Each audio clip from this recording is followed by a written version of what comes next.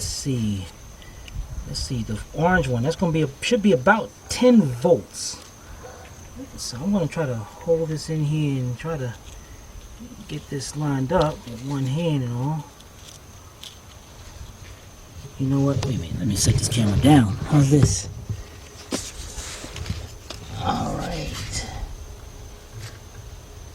Alright, I got that lined up. And there we go. There we go. Let me go show you our multimeter. There we go.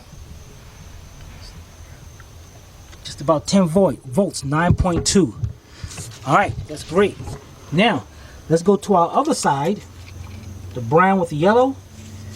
That should be coming from the computer, and that should be 5 volts. We're looking for 5 volts only. So you can't, that's why